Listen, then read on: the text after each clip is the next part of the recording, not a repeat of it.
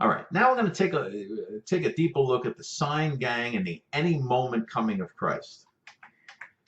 When we intelligently consider the inconsistency of the pre-tribulation premillenarians who try the impossible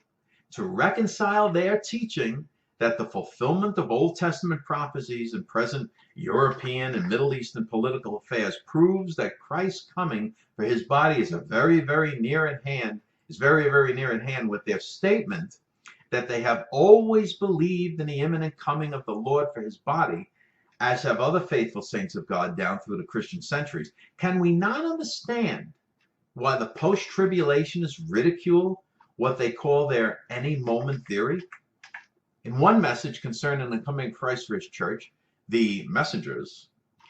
which we will now refer to as the sign pre-tribulation premillenarians, will persuade their hearers to believe in the imminent coming of Christ because many outstanding spiritual faithful Christians in other generations and centuries looked for the return of Christ in their time, and then in the very next message they try to convince their hearers that they should expect to be raptured any moment because of Ezekiel 38 and 39 or some other Old Testament prophecies that are being fulfilled by Putin, Ahmadinejad, well, he's out now, and other world rulers.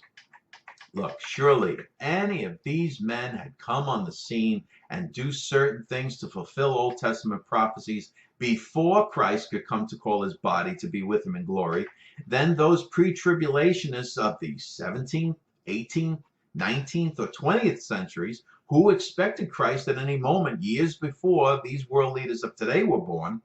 well, they did greatly err, not knowing the scriptures, not being good discerners of signs. We should all be agreed that God is making in this age and dispensation of grace one new man, Ephesians 2:15, and that God will complete the body of Ephesians 4:9-13, which he is building up before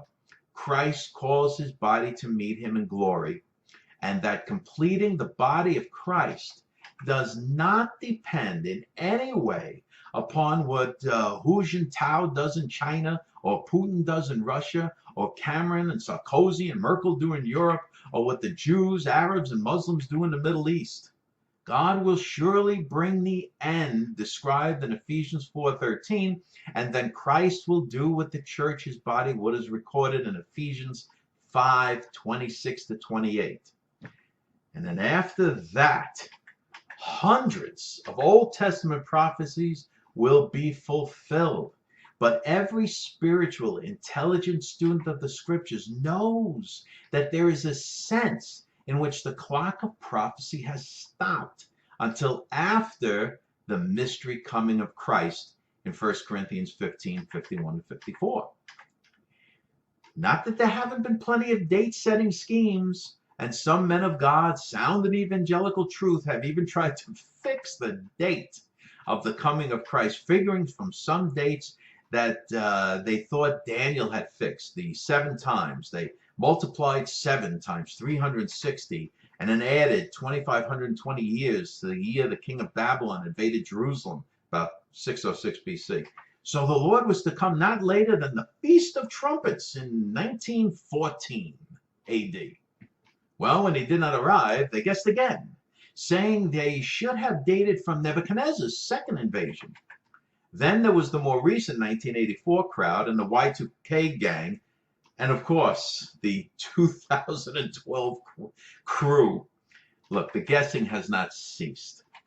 So many now reason that if the church is going into the Great Tribulation before the rapture takes place, members of the body of Christ should either harden themselves for that awful time of sorrow or pray that they and all their loved ones and all the members of the body of Christ will die before the beginning of the Great Tribulation, rather than look for the rapture of the church, which in their minds now won't be happening.